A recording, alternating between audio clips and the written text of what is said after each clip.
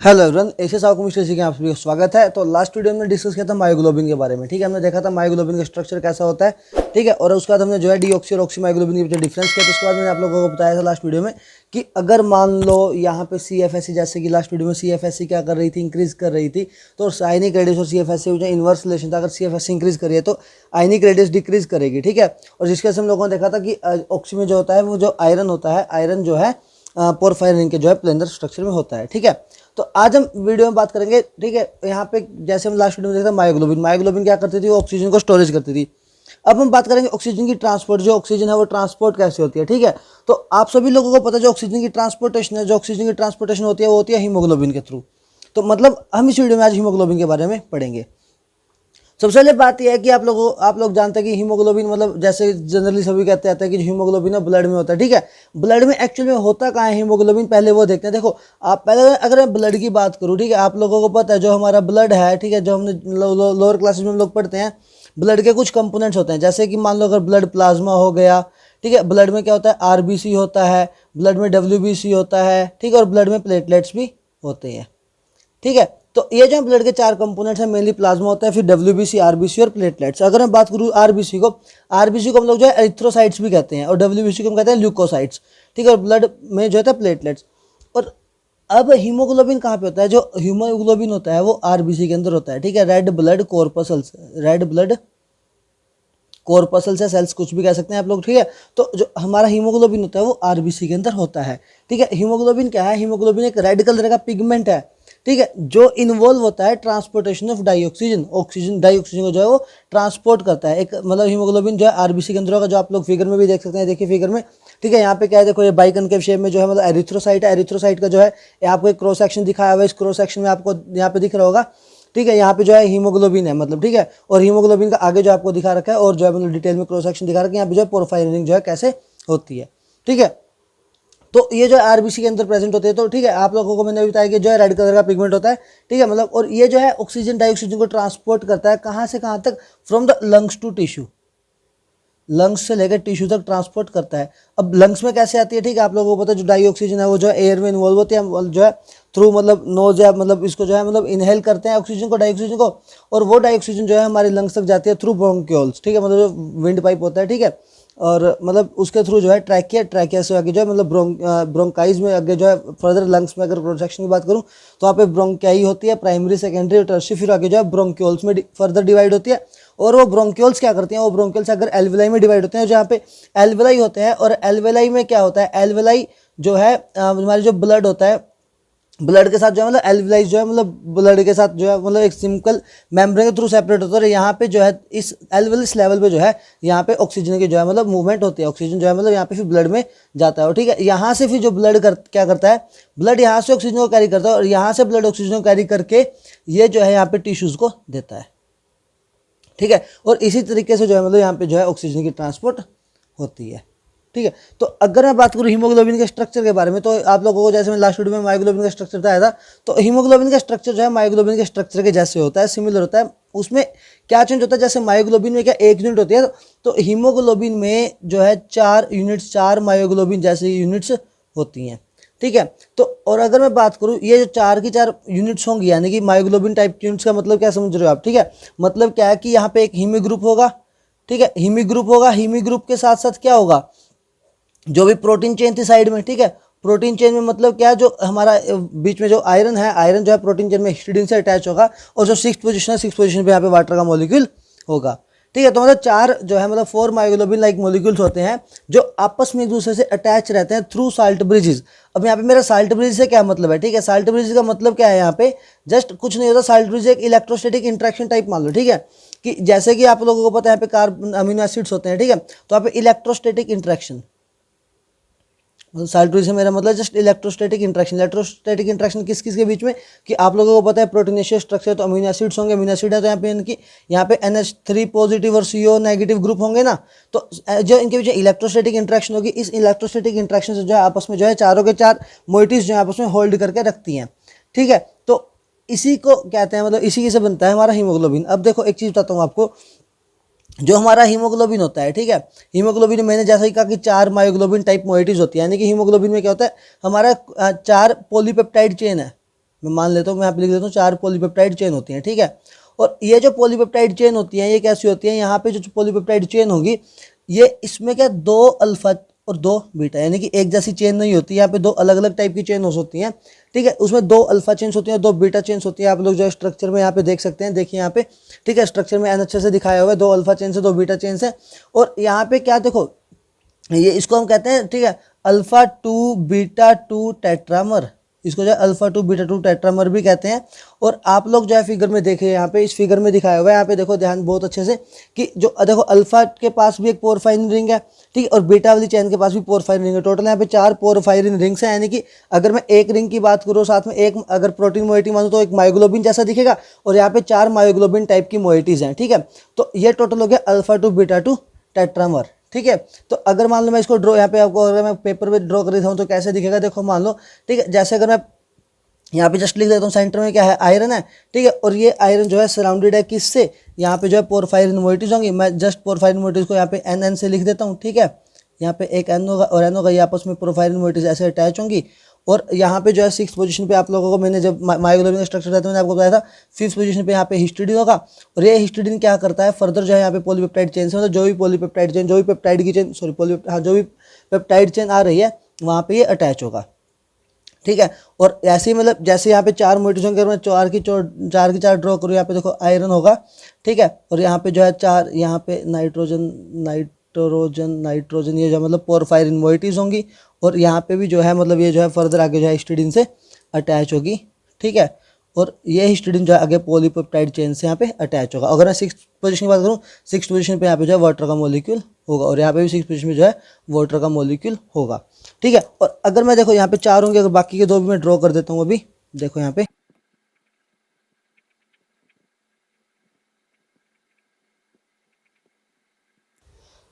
ठीक है, ये आपस में जो है चारों अटैच होंगे, कैसे होंगे, मान जैसे मान लो पॉलीपेप्टाइड चेन है कि यहाँ पे आ रही है, ये पेप्टाइड चेन यहाँ पे आ रही है, यहाँ पे ऐसे अटैच है, ये भी जो मतलब आगे पेप्टाइड चेन ऐसे मान लेते हैं, यहाँ पे ड्रॉ कर दी, ये जो पेप्टाइड चेन्स होंगी। और ये आपस में जो है साल्ट ब्रिज से चार्ज है। साल्ट ब्रिज का मतलब जैसे मैंने आपको क्या बताया कि यहाँ पे क्या इलेक्ट्रोस्टैटिक इंट्रैक्शन होगी। मान लो यहाँ पे इस अमीनो एसिड का COO नेगेटिव ग्रुप होगा, यहाँ पे जो NH पॉजिटिव ग्रुप होगा, ठीक है। यहाँ पे जो इलेक्ट्रोस्टैटिक इंट्रैक्शन होगी, यहाँ पे भी मतलब हर एक जगह मान लो जो आपस में जो यहाँ पे इलेक्ट्रोस्टैटिक इंट्रैक्शन होगी, मतलब पूरे मोइटीज में कहीं पे भी इलेक्ट्रोस्टैटिक इंट्रैक्शन आपस में प्रेजेंट होगी, जिसकी वजह से क्या करता है, क्वाटरनरी स्ट्रक्चर को होल्ड कर लेते हैं। जो इसका स्ट्रक्चर होगा कौन सा होगा, क्वाटरनरी स्ट्रक्चर होगा।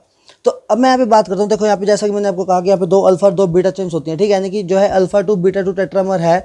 तो अगर मैं बात करूँ अल्फा चेन की, अगर मैं बात करता हूँ अल्फा चेन की, तो जो टोटल अल्फा चेन होती है, अल्फा चेन में अगर मैं बात करूँ यहाँ पे 141 अमीनो एसिड्स प्रेजेंट होते हैं। अल्फा चेन में 141 अमीनो एसिड प्रेजेंट होंगे।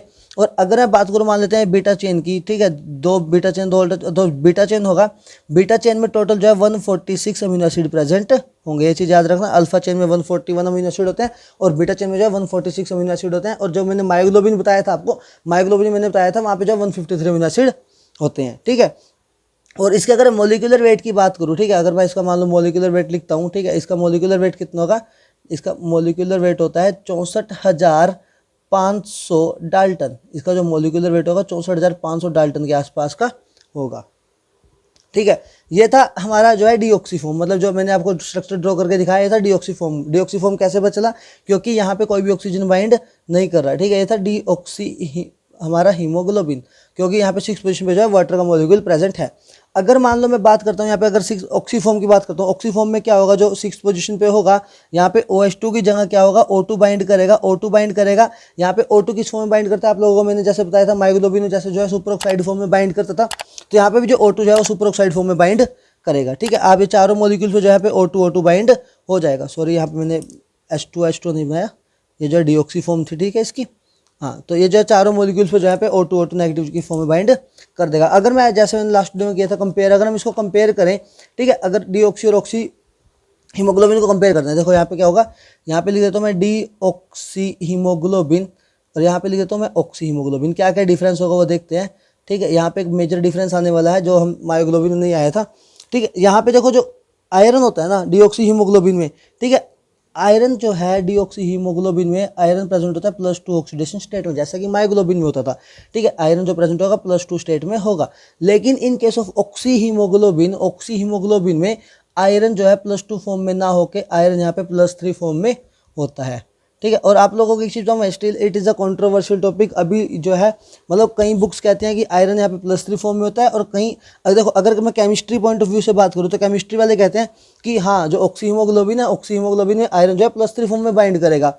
अगर मैं बायोलॉजिस्ट्स की बात करूँ, जैसे कि अगर मैं लेंगर प्रिंसिपल ऑफ बायोकेमिस्ट्री बुक की बात करूँ, उस बुक में मेंशन है कि आयरन जो है अपनी ऑक्सीडेशन स्टेट चेंज नहीं करता, आयरन जो है सेम रहता है, ठीक है। आयरन जो है अपनी जैसे क्वाटरनरी स्ट्रक्चर ना, सॉरी, हीमोग्लोबिन जो अपना क्वाटरनरी स्ट्रक्चर चेंज करता है, वहाँ पे आयरन की ऑक्सीडेशन स्टेट चेंज नहीं होती। मैं आपको वो भी बताऊंगा, ठीक है, कि मतलब बायोकेमिस्ट क्या कहते हैं। बट अभी मैं बताता हूँ आपको केमिस्ट्री पॉइंट ऑफ व्यू से कि जो हमारे केमिस्ट हैं, केमिस्ट क्या कहते हैं। देखो, केमिस्ट्री कहती है कि मतलब जो डीऑक्सी हीमोग्लोबिन है, डीऑक्सी हीमोग्लोबिन में आयरन +2 फॉर्म में बाइंड करता है, और ऑक्सी हीमोग्लोबिन में आयरन जो है +3 फॉर्म में बाइंड करता है, ठीक है। अगर देखो जैसा कि उसके स्ट्रक्चर में मायोग्लोबिन के केस में था, देखो यहाँ पे जो D6 पोजीशन पे होगा वहाँ पे वाटर बाइंड करेगा। वाटर एक क्या है, वीक फील्ड लिगेंड है।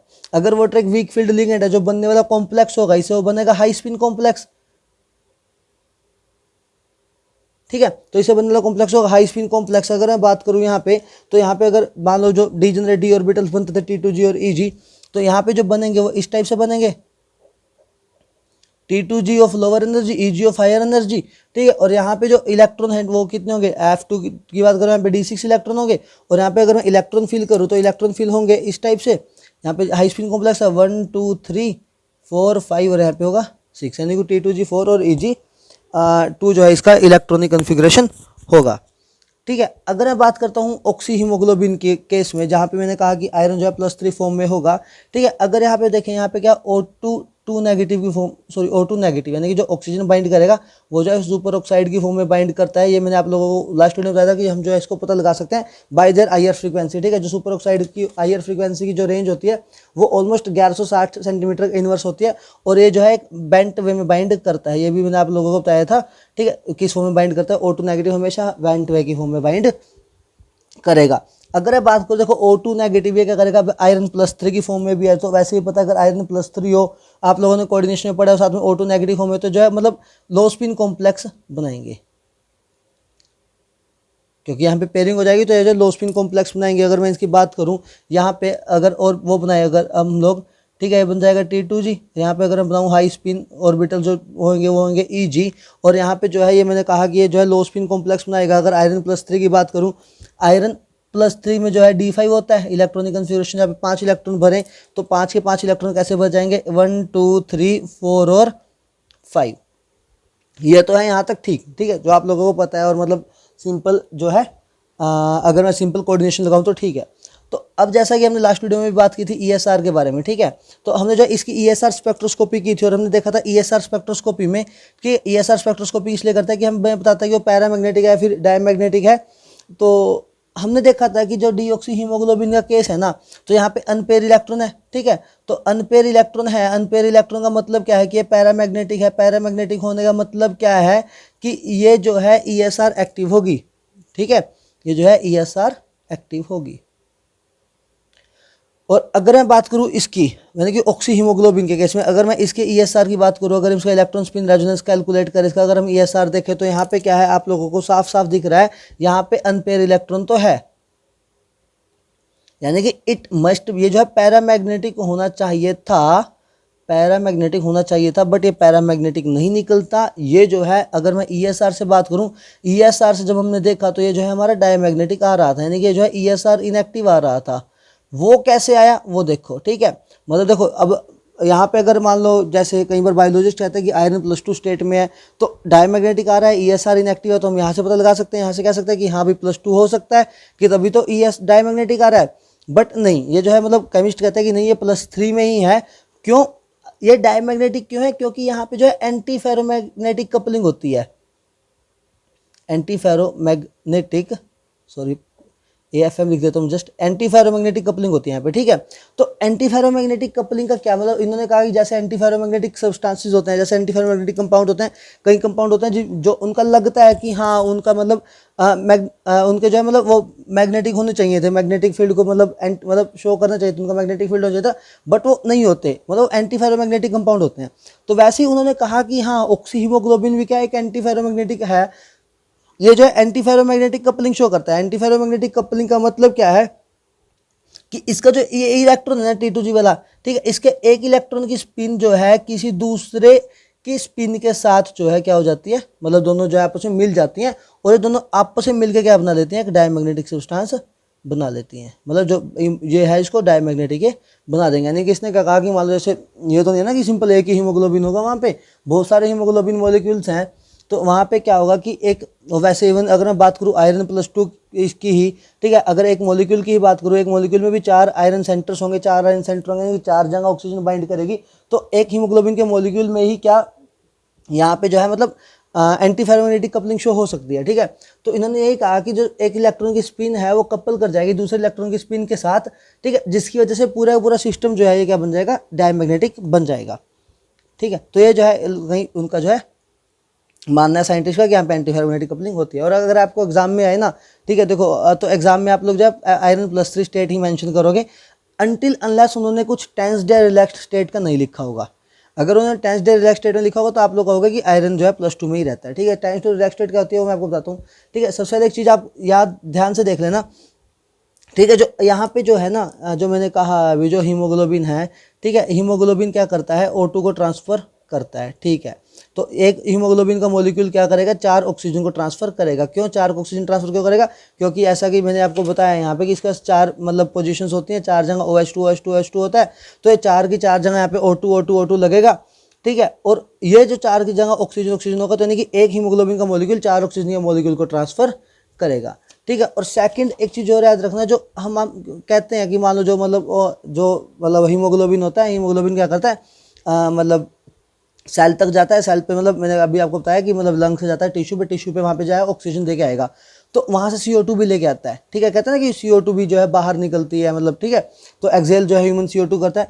एक चीज़ याद रखना, जो यहाँ पे आयरन है ना, यानी कि जो आयरन जो है ये CO2 के इन्वॉल्वमेंट में पार्टिसिपेट नहीं करता है। यानी कि जैसे में ऑक्सीजन बाइंड करती है ना, ठीक है, बेंट वे से आयरन के सेंटर के साथ, वैसे CO2 बाइंड नहीं करती है। ये बहुत इंपॉर्टेंट है। ठीक है, तो CO2 कैसे ट्रांसफर होता है, जो CO2 मतलब जो साथ में प्रोटीन चेन है ना, मतलब जो इसके बाहर है आयरन पोरफायरिन के बाहर जो भी प्रोटीन चेन है, तो CO2 क्या करेगा, CO2 जो है HCO3 नेगेटिव की फॉर्म में इस प्रोटीन चेन से बाइंड होगा, मतलब थ्रू इलेक्ट्रोस्टैटिक इंटरेक्शन। ये आयरन से बाइंड नहीं करता CO2 कभी भी आयरन से बाइंड नहीं करेगा। ये जो है CO2 क्या करेगा, प्रोटीन चेन से बाइंड करेगा HCO3 नेगेटिव की फॉर्म में, और उसके थ्रू जो है ये वहाँ तक आ जाएगा।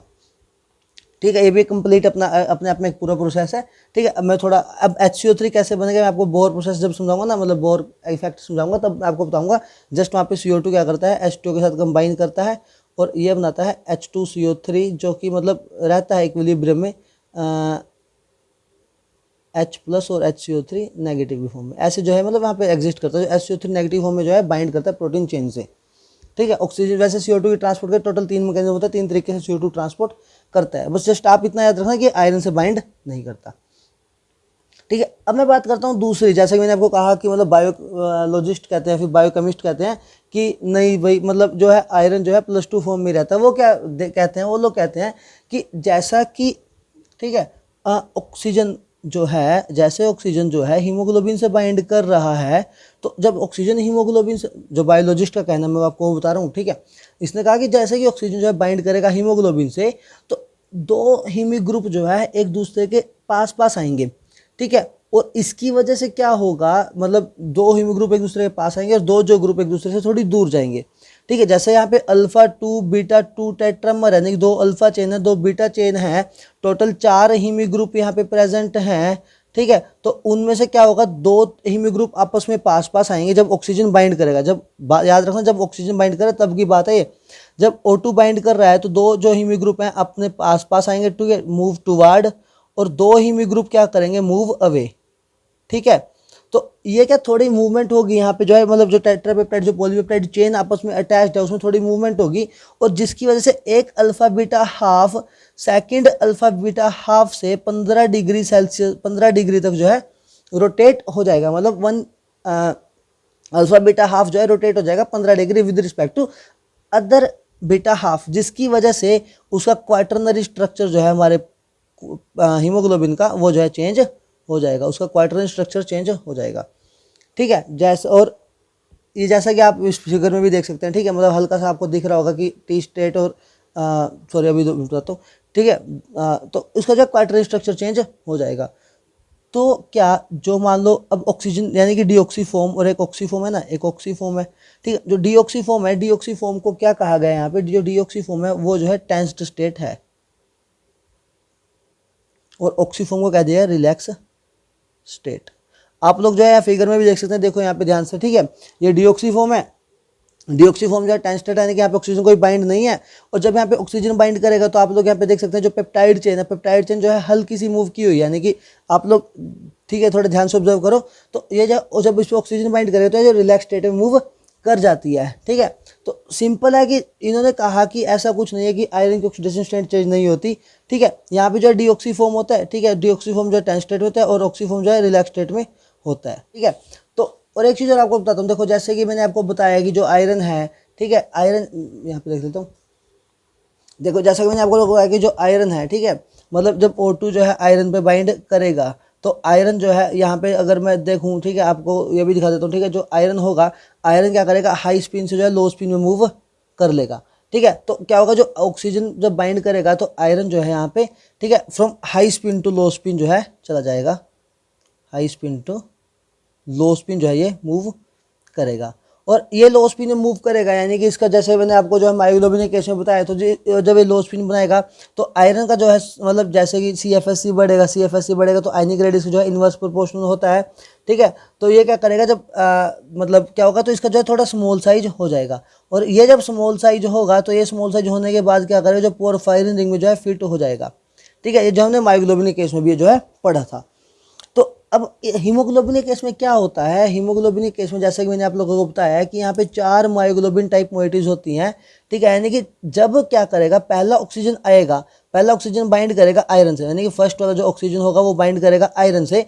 तो जब फर्स्ट ऑक्सीजन आयरन से बाइंड करेगा तो आयरन से बाइंड करने के बाद क्या होगा, जब वो मतलब पोरफायरिन रिंग के प्लेनर में जाएगा, मतलब जो पोरफायरिन रिंग का प्लेनर है, ठीक है, वहाँ पे जाएगा, तो फिर वहाँ पे क्या होगा, जो बाकी के जो वहाँ पे मतलब बाकी जो प्रोटीन चेन है, प्रोफायरिन जो मतलब बाकी के प्रोटीन चेन है, तो वहाँ पे जो साल्ट ब्रिज होगा, मतलब साल्ट ब्रिज यानी कि जो इंट्रैक्शन होगी, जैसे कि मैंने आप लोगों को बताया था कि वहाँ पे जो CO नेगेटिव या फिर NH3 पॉजिटिव इलेक्ट्रोस्टैटिक इंट्रैक्शन होते हैं, जिसकी वजह से जो है उसका क्वार्टर स्ट्रक्चर होल्ड रहता है। मतलब जनरली और भी इंट्रैक्शंस होती हैं, यहाँ पे हाइड्रोफोबिक इंट्रैक्शंस भी इन्वॉल्व होती है, hydrogen bonding kind of interactions भी इन्वॉल्व होते हैं, जनरली नॉन कोवलेंट इंट्रैक्शन वहाँ पे होती हैं। तो वो क्या होता है कि जब ऑक्सीजन बाइंड करेगा, जब ऑक्सीजन जो है पोरफायरिन रिंग के सेंटर में जाएगा तो वहाँ पे वो स्ट्रक्चर डिस्टर्ब हो जाएगा, स्ट्रक्चर डिस्टर्ब हो जाएगा, ठीक है। सेम जैसा ही मतलब जैसे मैंने आपको बताया कि टेंस्ड स्टेट और रिलैक्स स्टेट का सिस्टम होता है, ठीक है। टेंस्ड स्टेट और रिलैक्स स्टेट यानी कि जब टेंस्ड स्टेट होगा, यानी कि जब ऑक्सीजन बाइंड करेगा, ऑक्सीजन बाइंड करेगा तो वहाँ पे अल्फा और बीटा चेंज जो है आपस में मतलब 15 डिग्री जो है रोटेट हो जाएंगी और हो जाए रिलैक्स स्टेट में चली जाएंगी, ठीक है। मतलब तो ऐसे होता है, तो ऐसे मतलब कुछ मतलब वहाँ पे पॉलीपेप्टाइड चेंज में कुछ चेंज आएगा, ठीक है। तो यहाँ पे क्या होता है कि जब ऑक्सीजन बाइंड करेगा ना, यानी कि यहाँ पे क्या एक ना इफेक्ट होता है, कोऑपरेटिव इफेक्ट ऑफ हीमोग्लोबिन, ठीक है, कोऑपरेटिव इफेक्ट होता है, ठीक है। तो वो क्या होता है, देखो वो इसी के ऊपर बेस्ड है, कोऑपरेटिव इफेक्ट होता है। कोऑपरेटिव इफेक्ट का मतलब क्या है, वो इसी के ऊपर बेस्ड है। वो कैसे होता है, देखो जब यहाँ पे फर्स्ट ऑक्सीजन बाइंड करेगी, ठीक है, टोटल 4 ऑक्सीजन बाइंड करनी है, टोटल 4 O2 बाइंड करना है। जब फर्स्ट ऑक्सीजन बाइंड करेगी, फर्स्ट ऑक्सीजन बाइंड करने के बाद क्या होगा, वो जो है टेंस्ड स्टेट से रिलैक्स स्टेट में जाना स्टार्ट कर देगा, मतलब धीरे धीरे जो है मतलब मोशन, मतलब आप समझ पा रहे हो ना कि धीरे धीरे जो है मतलब चेन वहाँ पे मतलब क्या होगी, पॉलीपेप्टाइड चेन जो है धीरे धीरे जो है इंट्रैक्शन कम होगी, इंट्रैक्शन कम होगी तो जो फर्दर नेक्स्ट O2 आएगा ना, नेक्स्ट O2 जो है थोड़ी फास्ट बाइंड करेगा, यानी फर्स्ट O2 से जो सेकंड O2 आएगा वो थोड़ी जल्दी बाइंड करेगा, और जो थर्ड O2 आएगा वो उससे भी थोड़ी और फास्ट बाइंड करेगा, ठीक है, मोर फास्ट।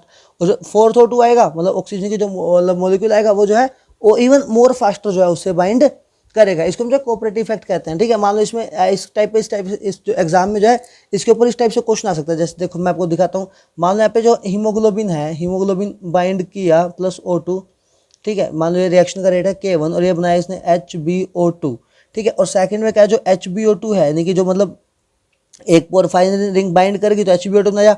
अब जो उसी में जो है अगर मान लो सेकंड O2 बाइंड करेगा, मान लो यहाँ पे जो रिएक्शन का रेट है K2, ये बन जाएगा HbO2 ट्वाइस, मतलब 2 ऑक्सीजन जो है वहाँ पे बाइंड कर गए। अब HbO2 twice plus O2 reaction का रेट यहाँ पे लिख देता हूँ मैं K3, यहाँ पे बनेगा HbO2 thrice, HbO2 to thrice, फिर दोबारा एक फोर्थ जो मतलब वहाँ पे पोजीशन है वहाँ पे जो है ऑक्सीजन आके बाइंड करेगा और ये बनाएगा HbO2 4, ठीक है। तो ये जो हमारा फाइनल मॉलिक्यूल बन जाएगा जब 4 के 4 ऑक्सीजन वहाँ पे बाइंड कर जाएंगे। तो एग्जाम में क्वेश्चन आ सकता है कि भाई इनमें जो है रेट ऑफ रिएक्शन बताओ, मतलब क्या कौन सी जो है रिएक्शन फास्ट होगी, K1 K2 K3 K4 में कौन सा फास्ट होगा कौन सा स्लो होगा। तो एग्जाम में आ सकता है। तो वही आप लोगों को मैंने अभी बताया कोऑपरेटिव इफेक्ट लगता है जब यहाँ पे फर्स्ट ऑक्सीजन बाइंड करेगी।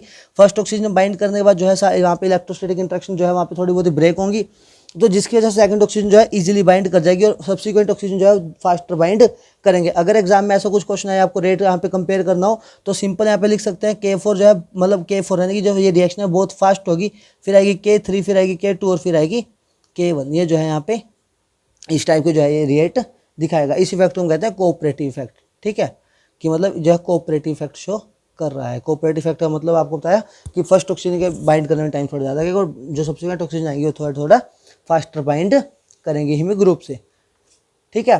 तो बस इस वीडियो में हम इतना ही डिस्कस करेंगे। नेक्स्ट वीडियो में मैं आप लोगों को बताऊंगा कि मान लो जैसे हीमोग्लोबिन होता है, हीमोग्लोबिन का मैंने अभी आपको बताया कि हीमोग्लोबिन में 2 मिनट में आपको दिखा भी देता हूँ जस्ट, ठीक है। जैसे मैंने आपको बताया कि हीमोग्लोबिन है, हीमोग्लोबिन में क्या ये 4 के 4 मतलब पेप्टाइड चेन्स हैं, ठीक है। नेक्स्ट वीडियो में हम डिस्कस करेंगे, मान लेते हैं कि अगर ये पेप्टाइड चेन ना हो, अगर ये पेप्टाइड चेन ना हो तो उसका क्या फ़र्क पड़ेगा, यानी कि रोल ऑफ प्रोटीन चेन की, इस प्रोटीन चेन का क्या रोल है इस हीमोग्लोबिन में, वो जो हम नेक्स्ट वीडियो में डिस्कस करेंगे, ठीक है।